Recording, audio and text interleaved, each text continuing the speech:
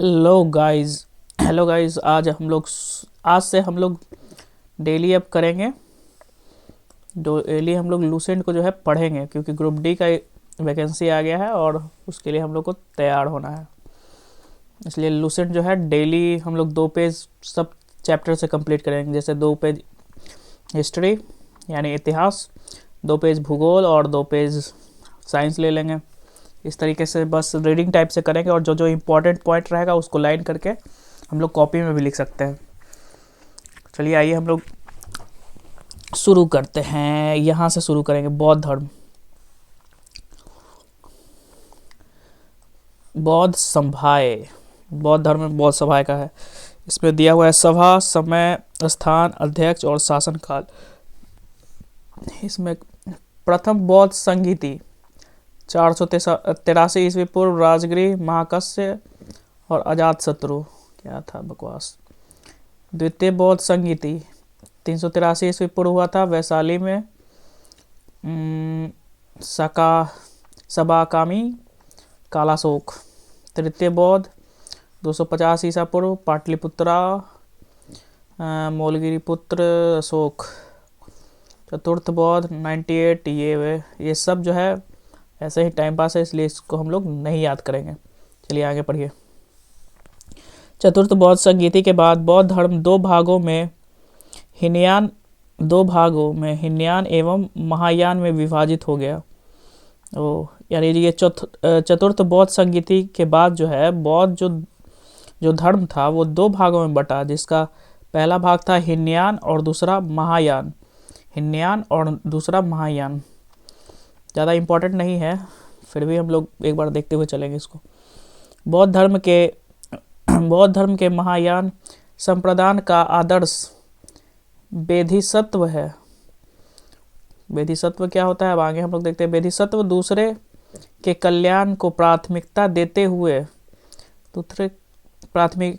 हुए अपने निर्वाण में विलंब करते हैं। कुछ खास तो है नहीं, ये भी पॉइंट हम लोग छोड़ देते हैं। हीनयान का आदर्श अरहत पद को प्राप्त करना है। जो व्यक्ति अपनी साधना से निर्वाण की प्राप्ति करते हैं उन्हें ही अरहत कहते हैं। जो अपना साधना से प्राप्त करता है उसे अरहंत कहते हैं। तो इसको जान के हम लोग क्या करेंगे, ये भी पॉइंट हमारे लिए नहीं है। धार्मिक जुलूस का प्रारंभ सबसे पहले बौद्ध धर्म के द्वारा किया गया। ये पॉइंट इम्पोर्टेंट है गाइस, इससे क्वेश्चन हमारा बन सकता है। क्या बनेगा कि धार्मिक जुलूस का प्रारंभ सबसे पहले कौन सा धर्म ने किया था। तो इसका ये हमारा इम्पोर्टेंट पॉइंट हो गया। इसको स्टार्ट करके हम लोग लिख लेंगे। धार्मिक जुलूस का प्रारंभ सबसे पहले बौद्ध धर्म के द्वारा प्रारंभ किया गया। बौद्ध धर्म का सबसे पवित्र त्यौहार वैशाख पूर्णिमा है। ये भी पॉइंट इम्पोर्टेंट है कि बौद्ध धर्म का सबसे पवित्र त्यौहार वैशाख पूर्णिमा है, जिसे बुद्ध पूर्णिमा के नाम से जाना जाता है। वैशाख पूर्णिमा को ही बुद्ध पूर्णिमा के नाम से जाना जाता है। इसका महत्व इसलिए है कि बुद्ध पूर्णिमा के ही दिन बुद्ध का जन्म, ज्ञात की प्राप्ति एवं महापरिनिर्वाण की प्राप्ति हुई। यानी बुद्ध पूर्णिमा के दिन ही गौतम बुद्ध का जन्म हुआ। इसलिए जो है बौद्ध धर्म के अनुसार वैशाख पूर्णिमा को जो है इम्पोर्टेंट फेस्टिवल के तौर पे लोग मनाते हैं। चलिए अब हम लोग थोड़ा सा आगे बढ़ते हैं। बुद्ध, फिर से हर एक पैरा के लिए हम लोग अलग अलग कलर लेंगे गाइस, और मेरे पास बहुत कलर है। बुद्ध ने सांसारिक दुख के संबंध में 4 आर्य सत्यों का उपदेश दिया है। ये है दुख समुदाय, दुख निरोध गामिनी प्रतिपदा।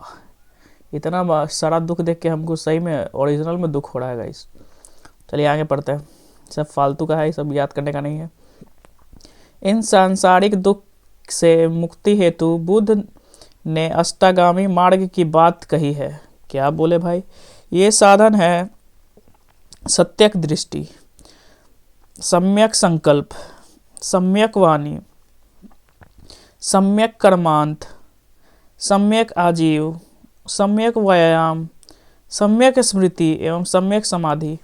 यानी इनका बेसिकली इस पैरा में जो है कहने का इनका मतलब है कि दुख से हमको तब मुक्ति मिलेगा जब हमारा दृष्टि अच्छा हो, यानी किसी को हम देख रहे हो तो अच्छे से देखे, अच्छे से देखने का मतलब कि ऐसा नहीं कि अरे भाई गजब देख लिए, क्या देख लिए, ये सब नहीं, कुछ अच्छा सोचे, वो वाला है।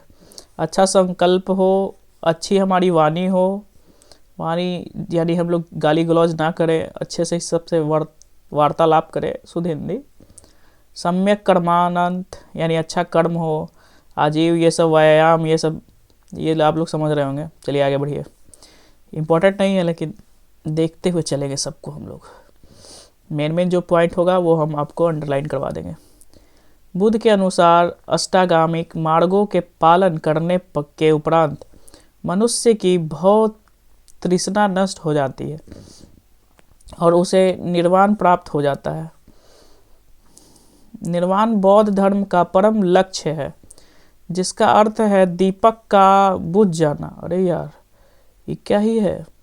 निर्वाण बौद्ध धर्म का परम लक्ष्य है, जिसका अर्थ है दीपक बुझ जाना, अर्थात जीवन मरण के चक्र से मुक्त हो जाना। ओह, तो देखिए इसमें भी क्वेश्चन हमारा आ सकता है कि निर्वाण बौद्ध धर्म का कौन सा लक्ष्य है। तो ये हम लोग जाहिर याद करते हुए चलेंगे कि दीपक का बुझ जाना अर्थात है जीवन मरण चक्र से मुक्त हो जाना। बुद्ध ने निर्वाण प्राप्ति को सरल बनाने के लिए निम्न 10 शिलों पर बल दिया है। 10 शिला अब कौन सा है? अहिंसा पहला, दूसरा सत्य, असत्य, अपरिग्रह, मद सेवन ना करना। मद मतलब वो मधुमक्खी वाला नहीं, मदिरा वाला मद। मद सेवन ना करना, असमय भोजन ना करना, सुखप्रद बिस्तर पर नहीं सोना, धन संचय ना करना, स्त्रियों से दूर रहना और नृत्य ज्ञान आदि से दूर रहना। देखिए इतना बड़ा महात्मा भी हो के भी वो जो है अभी का कलयुग का बात बोल रहे हैं कि स्त्रियों से दूर रहिए।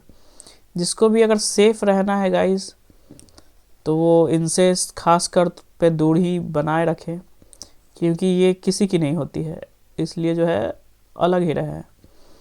नृत्य गान आदि से दूर रहना। गृहस्थों के लिए केवल प्रथम 5 शील तथा भिक्षुकों के लिए 10 शील मानना अनिवार्य है। यानी कि इसमें कह रहा है कि जो गृहस्थ है, गृहस्थों से घिरा हुआ है, जैसे कि जो मैरिड आदमी है वो 5 माने, बाकी का 5 नहीं माने, और जो भिक्षुक है, साधु संत, ये सब उनके लिए 10 मानना अनिवार्य है। चलिए ठीक है, नेक्स्ट पैरा अब हम लोग पढ़ेंगे। फिर हम लोग कौन सा ये ब्लू ले लेते हैं।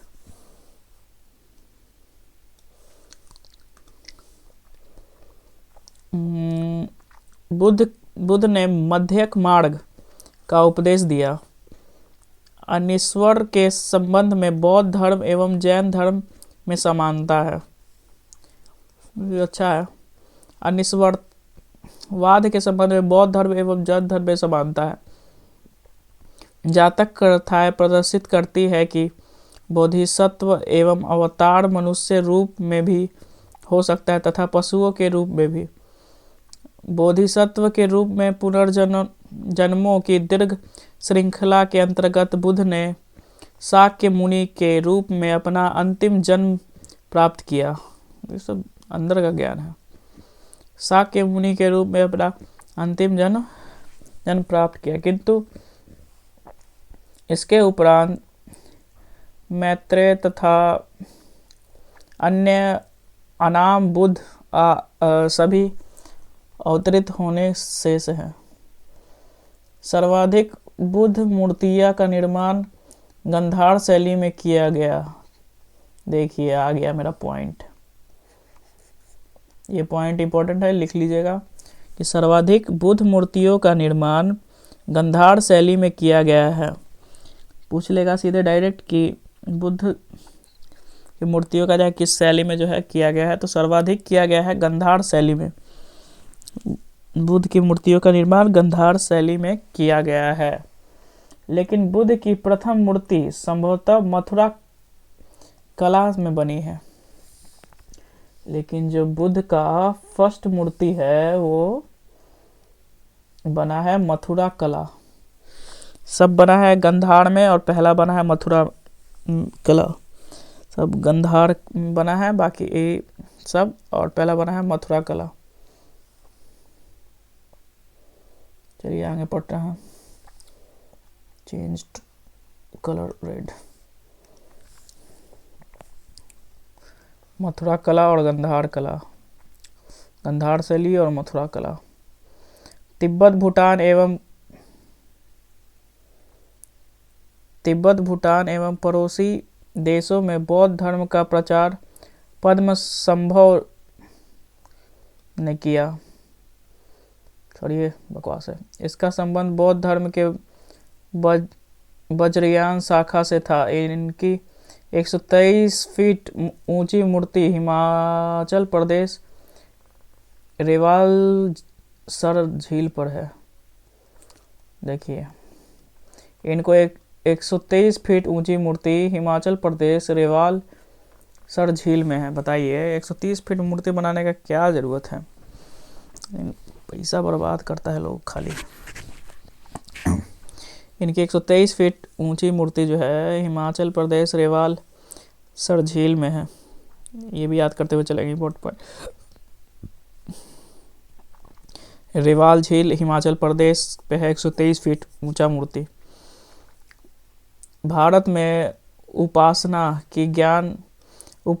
की जाने वाली प्रथम मूर्ति संभवतः बुद्ध की है। और उपासना के लिए यानी साधना इस सब के लिए हम लोग बुद्ध की मूर्ति का इस्तेमाल करते हैं। ठीक है।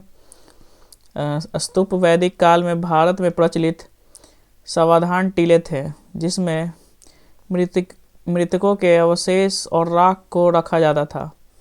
सावधान टीले थे जिसमें मृतकों के सावधान टीले, सावधान शमशान से हो गया सावधान, यानी सतर्क रहिए उस टीले से, क्योंकि उसमें मृत का अवशेष रखा गया है।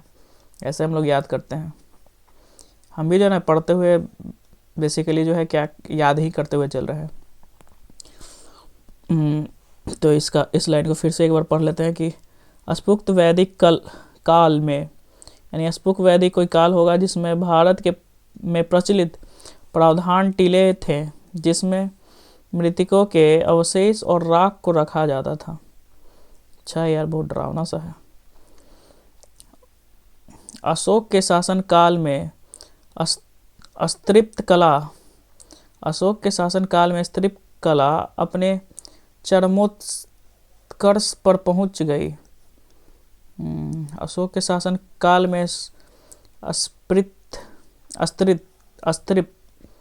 ऐसा नाम रहता है ना यार कि 2 बार पढ़ने में करेक्ट करने में लग जाता है। ये अस्त्रिप जो कला है चरमोत्कर्षण पे, यानी एकदम सबसे टॉप पे चला गया। उसके अपने राज्य काल के दौरान लगभग 84,000 स्तूप बनाए गए, यानी कि 84,000 टीला बनाया गया होगा वो मृतकों के अवशेष और राख का। Oh my God, disgusting guys. चलिए अब ये पढ़ते हैं हम लोग कि भारत के महत्वपूर्ण बौद्ध मठ वो होता है जिसमें, ये मठ के बारे में, इसमें जो है साधु संत जो है वास करते हैं मठ। आइए इम्पोर्टेंट मत पढ़ लेते हैं। टाबो मठ, तबो गांव। देखिए टाबो मठ से हो गया तबो गांव, हिमाचल प्रदेश। नामगन्य मठ, देखिए हिमाचल प्रदेश में क्या था, 123 फीट ऊंचा मूर्ति। कौन सा झील पे, देखिए यहाँ पे 123 फीट कहाँ पे अंडरलाइन किए थे? यहाँ पे देखिए, स्टार मार्क्स दे के किए थे ना। इनकी 123 फीट ऊंची मूर्ति हिमाचल प्रदेश रेवाल सर झील में है। अब यही आया कि हिमाचल प्रदेश पे देखिए क्या आया यहाँ पे, टागोमठ है, तपोगांव, हिमाचल प्रदेश। तो वही हिमाचल प्रदेश में वो 123 फीट लंबा मूर्ति भी है झील पे।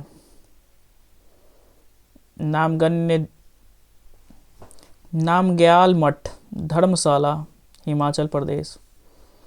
हेमिस मठ, लद्दाख। थिक्सो मठ, लद्दाख। सायूर मठ, लाहौल स्पीति, हिमाचल प्रदेश। ये ठीक है, थोड़ा याद कर लीजिए एक आध को। मिड्रालिंग मठ, देहरादून, उत्तराखंड।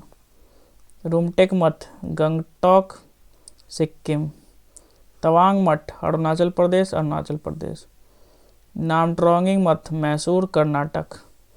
बोधि मठ, बोधगया, बिहार। ये थोड़ा सा याद होगा ही बिहारी को, हम लोग भी याद कर लेते हैं कि बोधि मठ कहाँ पे है, स्थान इसका है बोध गया, और बोध गया कहाँ है, बिहार। चलिए अब आगे। वैदिक परंपरा से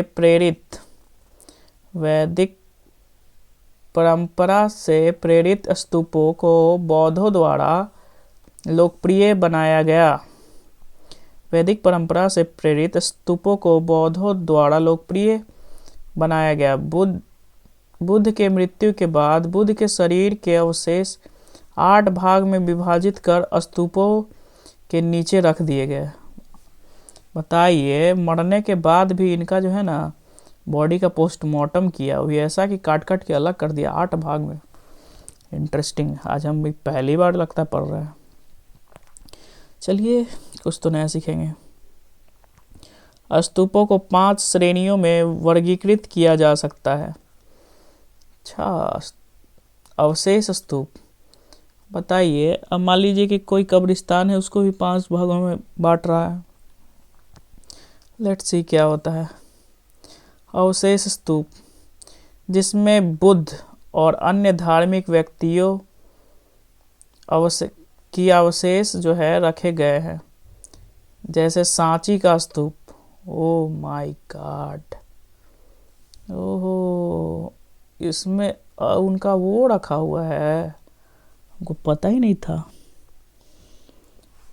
अब सेकंड क्या है, वस्तु स्तूप, जिसमें बुद्ध या उनके शिष्यों से संबंधित वस्तु रखी गई है, जैसे वैशाली का स्तूप। ओ, स्मारक स्तूप, जो बुद्ध और शिष्यों के जीवन की घटनाओं को याद करने के लिए बनाए गए हैं, जैसे लंका के अनुराधापुर का स्तूप।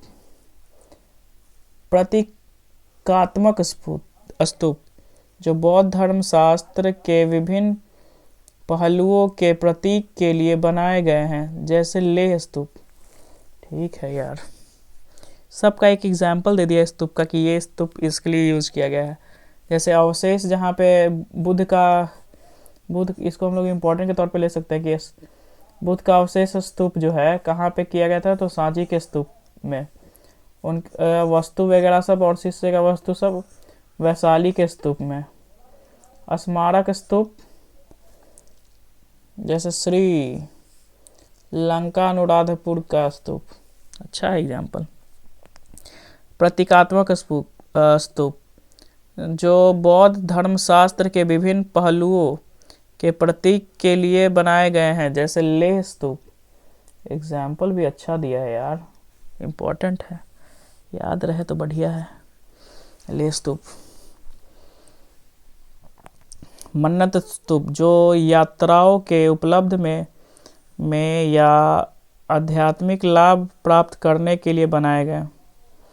अशोक द्वारा बनाए गए स्तूपों में सबसे प्रसिद्ध मध्य प्रदेश के सांची स्तूप है। देखिए, ये इम्पोर्टेंट है कि अशोक द्वारा बनाए गए स्तूपों में सबसे प्रसिद्ध मध्य प्रदेश का सांची स्तूप है। अशोक द्वारा बनाए गए स्तूपों में सबसे ज़्यादा महत्वपूर्ण मध्य प्रदेश के सांची स्तूप है।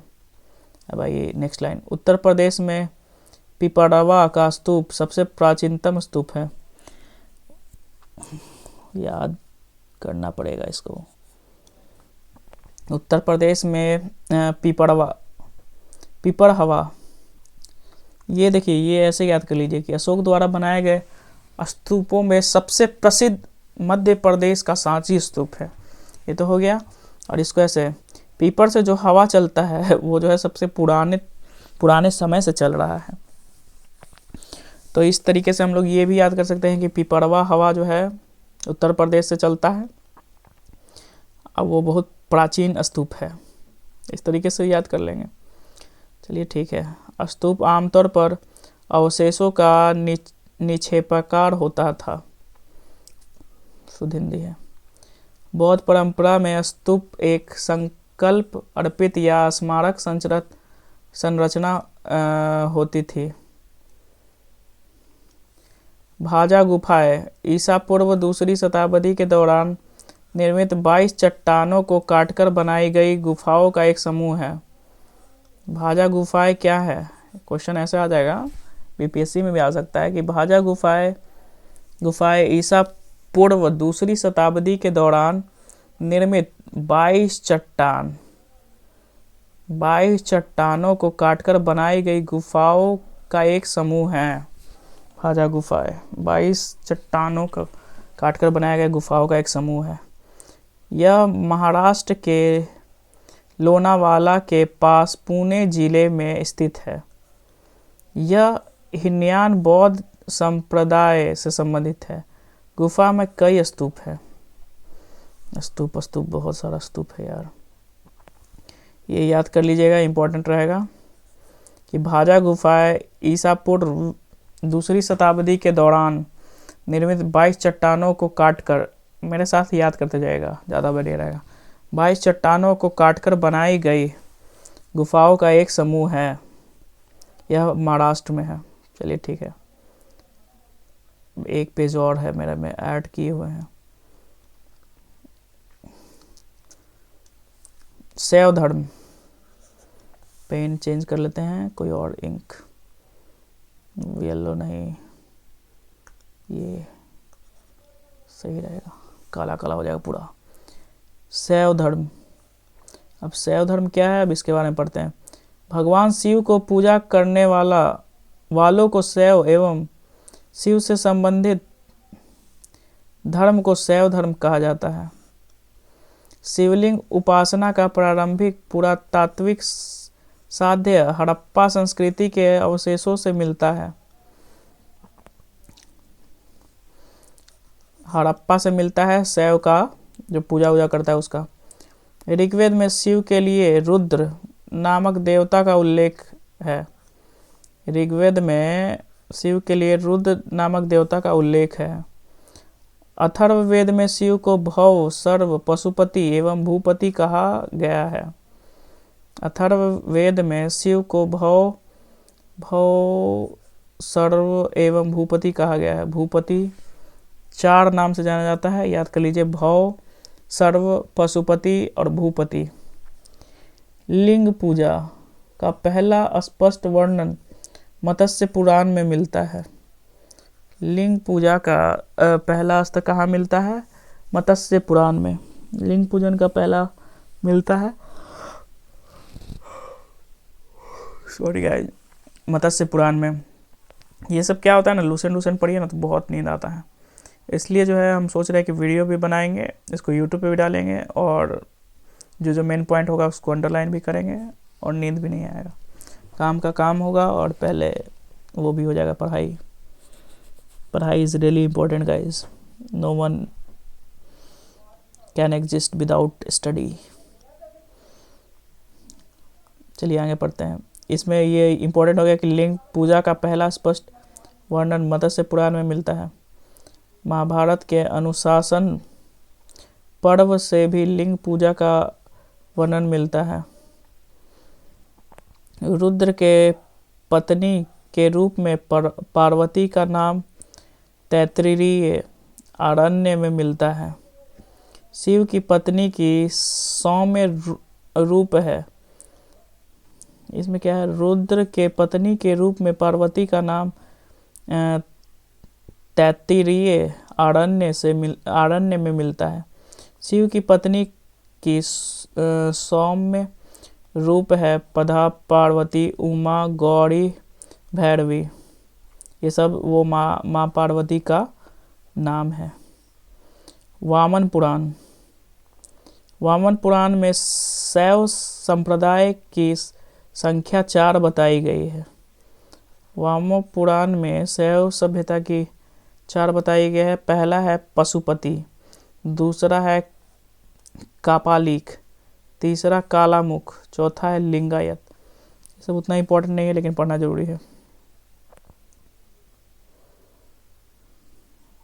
ये लास्ट पेज, हिस्ट्री का लास्ट पेज, ये हम लोग कवर करेंगे चाहे जितना टाइम लगे। पाशुपत संप्रदाय शैवाल का सर्वाधिक प्राचीन संप्रदाय है। पाशुपतास अस्त्र नहीं था, वही वाला है। पाशुपत संप्रदाय शैवों का सर्वाधिक प्राचीन संप्रदाय है, यानी शंकर भगवान की पूजा करने वाले का। चलिए ठीक है। इसके संस्थापक लुक्लिस थे। इनके संस्थापक लुक्लिस थे, जिन्हें भगवान शिव के 18वें अवतारों में से एक माना जाता है। लकुलिस को भगवान शिव के 18वें अवतार के रूप में माना जाता है। लकुलिस पाशुपत संप्रदाय के अनुयायी को पंचार्थिक कहा गया है। इस मत का प्रमुख सैद्धांतिक ग्रंथ पाशुपत सूत्र है। श्रीकर पंडित एक विख्यात पाशुपत आचार्य थे। श्रीकर पंडित एक विख्यात पाशुपत आचार्य थे। काल्पनिक संप्रदाय के इष्ट देव भैरव थे। इस संप्रदाय का प्रमुख केंद्र श्री शैल नामक स्थान था। कालमुख संप्रदाय के अनुयायियों को शिव पुराण में महाव्रत धर कहा गया है। इस संप्रदाय के लोग नर कपाल में ही भोजन, जल तथा सुपांत करते हैं और साथ ही अपने शरीर पर चिता की भस्म मलते हैं। कालमुख संप्रदाय बहुत डरावना है यार। कालामुख, जिसका मुख अगर काला है वो कौन कौन सा काम करता है? शिव पुराणों में महाव्रत कहा गया है। अच्छा, इस संप्रदाय के लोग नर कपाल में ही भोजन, बाप रे बाप, यानी मेरा मुंडी को निकाल के ही सब, यानी मेरा हम नर हैं तो नर का कपाल यानी मुंडी में ही भोजन, जल तथा सूरापान करते हैं। बहुत भ्रष्टाचारी आदमी सब है साला, नर कपाल में खाएगा। थाली बना है किसके लिए? इन्हीं लोग के लिए बना था लेकिन नहीं यूज करता है। और साथ ही अपने शरीर पर चिता की भस्म मलते हैं। ठीक है, कॉस्मेटिक से दूर रहते हैं। लिंगायत संप्रदाय दक्षिण में प्रचलित है। इन्हें जंगम भी कहा जाता है। इस संप्रदाय के लोग शिवलिंग की उपासना करते थे। शून्य संपादने लिंगायत का मुख्य धार्मिक ग्रंथ है। बसव पुराण में लिंगायत संप्रदाय के प्रवर्तक अलभद प्रभु तथा उनके शिष्य बासव को बताया गया है। इस संप्रदाय को वीर शिव संप्रदाय भी कहा जाता है। हाँ, पढ़ी थी आजकल। बासव और उनका भतीजा चन्ना बासव कर्नाटक के कलचुरी राजाओं के दरबार में रहते थे। जैनों के साथ कठिन संघर्ष के उपरांत उन्होंने अपने मत की स्थापना की थी। उन्होंने जाति प्रथा का कड़ा विरोध किया और उपवास, प्रतिभोज, तीर्थयात्रा एवं बलि प्रथा को अस्वीकार किया। बाल विवाह का विरोध किया और विधवा विवाह की अनुमति दी? कौन था भाई? बासव व उनका भतीजा चना। बासव कर्नाटक के कलचुरी राजाओं के दरबार में रहते थे। जैनों के साथ कठिन संघर्ष के उपरांत उन्होंने अपने मत की स्थापना की थी। उन्होंने जाति प्रथा को कड़ा विरोध किया और उपनिवेशों बाल विवाह का विरोध किया और विधवा विवाह की अनुमति दी। विधवा विवाह तो सही था, बाल विवाह का काहेला विरोध किया? अभी हम लोग सिंगले रहेंगे। आदमी को विवाह पहले हो जाना चाहिए। 12वीं शताब्दी में राजा, चलिए अब कहानी के तौर पे हम लोग पढ़ेंगे इस सबको। 12वीं शताब्दी में राजा कुलोत्तुंगा II के शासनकाल में सिक्किलहार द्वारा लिखित तिरुतुरंदर पुराणम, जिसे थिरुथोंडा थोगई के नाम से भी जाना जाता है, तमिल के 5वें वेद में के रूप में माना जाता है और यह शैव परंपरा की 12वीं पुस्तक भी है। यह भगवान शिव की पूजा के लिए समर्पित एक भक्ति पाठ है और इसे तमिल शैववाद में एक महत्वपूर्ण कार्य माना जाता है। यह पाठ तमिलनाडु में भगवान शिव के भक्तों द्वारा व्यापक रूप से पढ़ा और सुनाया जाता है। इसे तमिलनाडु में शैव परंपरा के अनुयायियों के लिए आध्यात्मिक ज्ञान का एक महत्वपूर्ण स्रोत माना जाता है। यह तमिल शैवालों के विविध कवियों 63 नयनारों की कहानियाँ बताता है। ओह माय गॉड, ये सब वेस्ट है। वही बोलते हैं ना कि लूसेंट में वही पढ़ना चाहिए जो इम्पोर्टेंट हो। 10वीं शताब्दी में मत्स्य सेन नाथ ने नाथ संप्रदाय की स्थापना की। चलिए ये तो आ सकता है कभी कभी कि 10वीं शताब्दी में मत्स्येंद्र नाथ ने नाथ संप्रदाय की स्थापना की।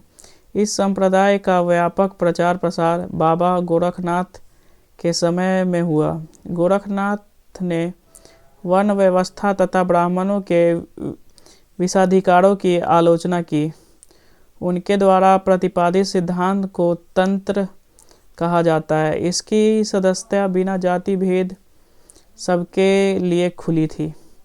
दक्षिणी भारत में शैव धर्म चालुक्य, राष्ट्रकूट, पल्लव एवं चोलों के समय लोकप्रिय रहा।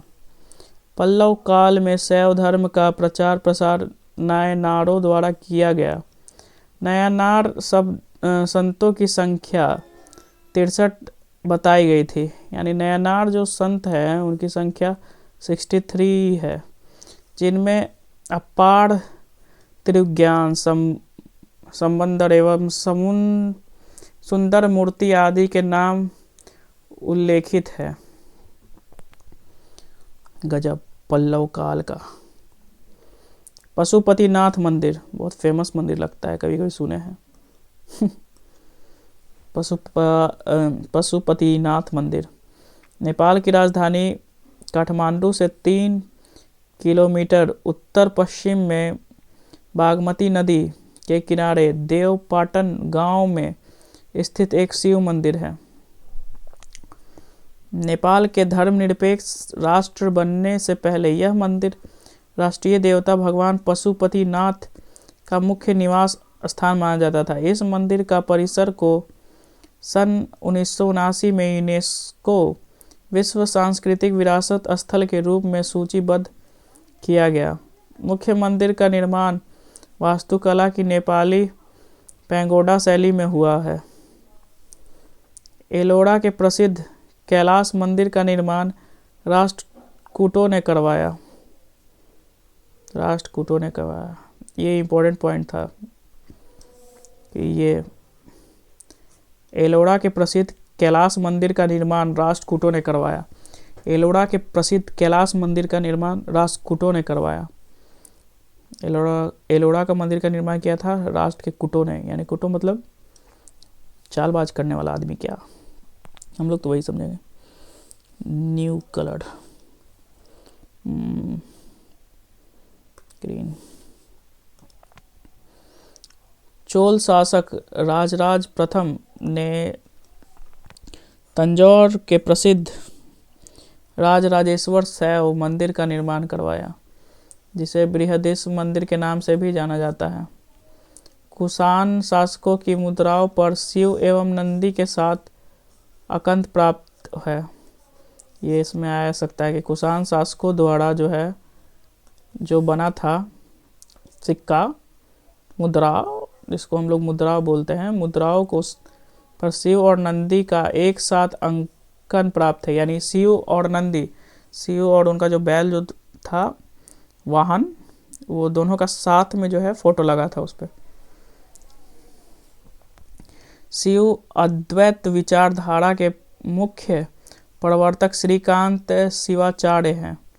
उनके अनुसार शिव और ब्रह्मा एक और समान है। चलिए, वो तो धर्म खत्म हो गया, बौद्ध धर्म, ये सब। अब है वैष्णव धर्म। वैष्णव धर्म कितना है? वैष्णव धर्म और निष्पाल धर्म करके हम लोग बंद कर देंगे। चलिए आइए पढ़ते इसको। वैष्णव धर्म एक विषय में प्रारंभिक जानकारी उपनिषदों से मिलती है। इसका विकास भगवत धर्म से हुआ है। यानी जो वैष्णव धर्म है उसका विकास हुआ है भगवत धर्म से। नारायण के पूजक मूलतः पंचरात कहे जाते हैं। नारायण के पूजक पंचरात कहे जाते हैं। ठीक है। वैष्णव धर्म के प्रवर्तक कृष्ण थे। वैष्णव धर्म के प्रवर्तक कृष्ण थे, जो वृष्ण कबीलों के थे, जो वृष्ण कबीलों के थे और जिनका निवास स्थान मथुरा था। ये तो सब जानता है कि कृष्ण मथुरा के थे। कृष्ण का उल्लेख सर्वप्रथम छांदोग्य उपनिषद में, छांदोग्य ऐसा कुछ होगा, यहाँ पे हल्का सा ब्लड टाइप का है। छांदोग्य उपनिषद में देवकी पुत्र और अंगिरस के शिष्य के रूप में हुआ है। वासुदेव कृष्ण की देवकी का पुत्र थे श्री कृष्ण, और अंगिरस के शिष्य थे श्री कृष्ण। देवकी के पुत्र थे श्री कृष्ण और अंगिरस के शिष्य के रूप में जाना जाता है। वासुदेव कृष्ण का सबसे प्रारंभिक उल्लेख वैश्यनगर स्तंभ अभिलेख में पाया गया है। विष्णु के 10 अवतारों का उल्लेख मत्स्य पुराण में मिलता है। मत्स्य पुराण में किसका उल्लेख है? तो विष्णु का। क्वेश्चन बनेगा कि मत्स्य पुराण में किसका उल्लेख है? विष्णु का। 10 अवतार इस प्रकार है: मत्स्य, कुर्म, वराह, नृसिंह, वामन, परशुराम, राम, बलराम, बुद्ध एवं कल्कि। गुप्त काल में विष्णु का वराह अवतार सर्वाधिक प्रसिद्ध था। गुप्त काल में विष्णु का वराह अवतार सबसे सर्वाधिक प्रसिद्ध था। वैष्णव धर्म में ईश्वर को प्राप्त करने के लिए सर्वाधिक महत्व भक्ति को दिया गया है। इस काल में भी, कलयुग में भी भक्ति ये खोजता है लोग। भगवान विष्णु के सुदर्शन चक्र में 6 तीलियां है। ये इम्पोर्टेंट है, ये मुझे नहीं पता था कि भगवान विष्णु के सुदर्शन चक्र में 6 तीलियां है। 6 तीलियां है। ये क्या है? प्रमुख संप्रदाय, मत एवं आचार्य। अच्छा, ये देखिए, वैष्णव संप्रदाय का मत था विशिष्टाद्वैत। आचार्य थे रामानुज। वह बेकार है, सब वेस्ट है गाइस, सब कहीं नहीं आता है। प्रमुख संप्रदाय, संस्थान एवं पुस्तक।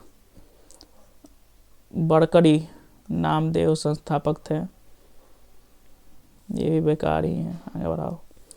अंकोरावाट का मंदिर कंबोडिया के राजा सूर्यवर्मा II ने बनवाया था। इस मंदिर में लगभग 10.5 फीट ऊंची भगवान विष्णु की मूर्ति स्थापित है। लोग मूर्तियाँ बहुत बनाते हैं, समझे। ये वो 123 मीटर लंबा बौद्ध का वो था हिमाचल प्रदेश पे। और ये देखिए 10.5 फीट ऊंची भगवान विष्णु की मूर्ति बनी थी इस मंदिर में, ये अंकोरवाट का मंदिर में कंबोडिया। इस्लाम धर्म हम लोग यहाँ पे स्टार्ट करके यहाँ ख़त्म कर देते हैं। इस्लाम धर्म के संस्थापक हजरत मोहम्मद साहब थे। इस्लाम धर्म के स्थापक हजरत मोहम्मद साहब थे। हजरत मोहम्मद साहब का जन्म 570 ईस्वी में मक्का के प्रमुख कुरैश कबीले में हुआ। हमको लगा ही था कि कबीले में से पैदा हो सकता है इस्लाम धर्म के संस्थापक। इसके पिता अब्दुल्ला और माता अमीना थी। उनका लालन पालन उनके चचा अबू तालीम ने किया। गजब। हजरत मोहम्मद साहब को 610 ईसा में मक्का के पास हीरा नामक गुफा में ज्ञान की प्राप्ति हुई। ज्ञान का क्या कर्मकांड किया होगा साला। हजरत सॉरी गाइस अगर कोई वो हो तो थोड़ा सा हम धर्म को कम मानते हैं। ये सब क्या ज़रूरत था धर्म का गठन करना। चाहे ईसाई धर्म हो चाहे बौद्ध धर्म हो, हम लोग इंसान हैं और इंसान से अगर जिस दिन वो हो जाए तो सही रहेगा। धर्म वर्म सब वेस्ट है। हजरत मोहम्मद साहब को 610 ईस्वी में मक्का के पास हीरा नामक गुफा में ज्ञान की प्राप्ति हुई। हीरा वाले गुफा में हीरा लूटता, ज्ञान क्या लिया। 24 सितंबर 622 ईसा में पैगंबर के मक्का से मदीना की यात्रा इस्लाम जगत में मुस्लिम संवत हिजरत के नाम से जाना जाता है। मुहम्मद की शादी 25 वर्ष की अवस्था में खदीजा नामक विधवा के साथ हुआ। ये अच्छा है कि कुछ तो अच्छा काम किए थे। मुहम्मद की शादी 25 वर्ष की अवस्था में खदीना नामक विधवा से हुआ था। याद कर लीजिएगा, खदीना नामक विधवा से हुआ था। मुहम्मद की पुत्री का नाम फातिमा एवं दामाद का नाम अली था। मुहम्मद की पुत्री का नाम फातिमा एवं दामाद का नाम अली था। ठीक है, आज का क्लास हम लोग यहीं पे बंद करेंगे। कल फिर से हम लोग लाइव आएंगे और हिस्ट्री के आगे वाला 2 पेज पढ़ेंगे। ठीक है, थैंक यू।